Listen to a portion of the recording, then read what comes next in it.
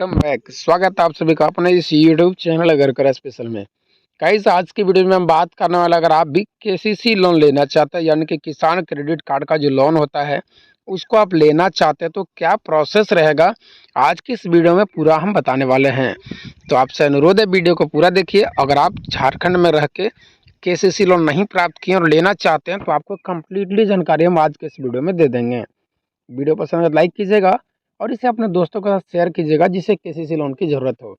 तो चलिए चैनल को सब्सक्राइब कर लीजिएगा। ऐसा ही वीडियो पाते रहने के लिए बेल आइकन को प्रेस करिएगा ताकि हर लेटेस्ट नोटिफिकेशन आप तक पहुंच सके। तो चलिए वीडियो को शुरू करते हैं। तो सबसे पहले गाइस ध्यान रखिएगा, आप जो लोन लेना चाहते हैं उसके लिए सीजन रहता है, यानी कि आप साल में 2 बार ले सकते हैं। पहला, जब आप खेती कर रहे हो यानी कि सावन महीना जिसको बोलते हैं, वो धान की खेती जो लगती है उसके कुछ दिन पूर्व, जो कि अभी चल रहा है। और दूसरा, जब आप गेहूँ वगैरह की फसल लगाते हैं, धान की कटाई होती है उस समय, उसके कुछ दिन पूर्व, यानी कि मुख्यतः रबी फसल और खरीफ फसल के कुछ दिन पूर्व आपको लोन दिया जाता है। वो केसीसी लोन है, जिसके बारे में आपको पहले से पता होगा, नहीं होगा तो हम आपको बता देते हैं। और ये इसके लिए कुछ नियम और शर्त भी है जिसे ध्यान रखिएगा। जैसे कि आप जिस बैंक से लोन प्राप्त करना चाहते हैं वहाँ पर आपका अकाउंट होना ज़रूरी है। आपके उस बैंक का अकाउंट चाहिए, आप उस बैंक का ग्राहक हो तभी आपको लोन मिलेगी। दूसरी शर्त यह है कि आपका अकाउंट बिल्कुल नया नहीं हो, कम से कम कुछ दिन पुराना हो और आप लोन के लिए वहीं अप्लाई कर सकें जो आपके नज़दीकी ब्रांच हो। जी हाँ, आप जहाँ निवास कर रहे हैं उसके नज़दीकी जो बैंक होगा उसी बैंक पे आपको लोन दिया जाएगा। ऐसा नहीं कि आपके घर से दूर जो शहर है वहाँ के बैंक अकाउंट में आपका खाता है तो वहाँ जाके आप लोन ले सकते हैं, ये प्रक्रिया नहीं है। इसके लिए आपको नज़दीकी होना ज़रूरी है, यानी जिस ब्रांच पे अप्लाई कर रहे हैं वहाँ का नज़दीकी ब्रांच आपका आपके घर से नज़दीक हो। यानी कि कुल मिलाकर बात यह है कि आपके घर से आपके नज़दीकी ब्रांच में आपको लोन मिल सकती है। अब ये तो मिल सकती है, अब मिलेगी कैसे?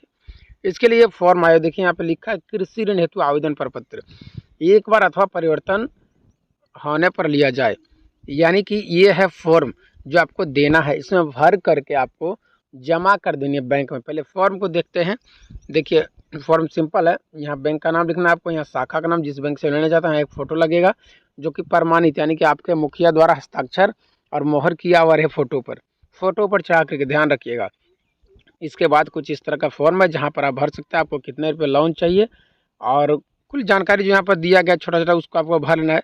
ज़्यादा कुछ नहीं, ऐसे समझ करके आपका नाम, पिता का नाम वगैरह वगैरह, योग्यता क्या है, परिवार के सदस्य कौन कौन है, ये सब यहाँ पे फॉर्म दिया गया। आप फिर से आपको जैसे देखिए पहले मैंने बताया था अकाउंट होना चाहिए। देखिए जमा राशि खाते यदि हो तो, यानी कि आपका जो पहले सेविंग अकाउंट है उसका डिटेल यहाँ चाहिए। इसी तरह से आपको जो है रसीद भी देना होगा, ज़मीन का रसीद और वंशावली बना के देना है। रसीद, ये देखिए घोषणा पत्र है, फिर इसमें आपको घोषणा करना है कि हम जो सो लेने चाह रहे हैं, मतलब किसी से जो भी है। अब आगे आपको एक चीज़ और बता दें कि इसके लिए विशेष बात ये भी है कि आपको घोषणा पत्र देना है, उसके साथ आपको देना है रसीद ज़मीन का। रसीद तो आप समझ रहे होंगे, लगान जो कटता है वो रसीद, चाहे ऑनलाइन हो या ऑफलाइन हो। लेकिन सबके बैंक का कंडीशन है, ज़्यादातर संभावना ऐसा रहेगा अगर आप ऑनलाइन बैंक का देते हैं, यानी कि ऑनलाइन देते हैं रसीद, तो ज़्यादा बढ़िया रहेगा, यानी कि करंट वाला, जितना करंट हो पावे। और ध्यान रहे आपके हिस्से में जितना ज़्यादा ज़मीन हो पाए उतना ज़्यादा दीजिएगा, उतना ही ज़्यादा संभावना रहेगा आपका पैसा मिलने का। यानी कि अगर आप अपने हिस्से में 1 एकड़ से ऊपर देते हैं तो 50,000 से ऊपर केसीसी लोन मिलने की संभावना रहेगी। वहीं आप 2.5 एकड़ से ऊपर देते हैं तो 1 लाख के आसपास की संभावना रहेगी। इस तरह सब बैंक का अपना अपना रूल है। हालांकि प्रयास करिएगा जितना ज़्यादा हो पाए, ज़रूरी नहीं एक ही रसीद में, पर जितने रसीद अटैच करके आप ज़्यादा कर पाते हैं रकबा उतना ज़्यादा दीजिएगा। ये तो हो गई। अब दूसरी चीज़ है आवेदन देने के बाद क्या करना है। तो आवेदन देने के बाद आपको सिंपली बैंक से विजिट करना है, बैंक में संपर्क में रहना है और आपको बैंक के कर्मचारी वगैरह से बनाव रखनी है। साथ ही बैंक के मैनेजर से बैठ करके बात कर सकते हैं अपने लोन हेतु। तो इस प्रकार से आपको लोन आसानी से मिल जाएगा झारखंड के किसी ब्रांच में।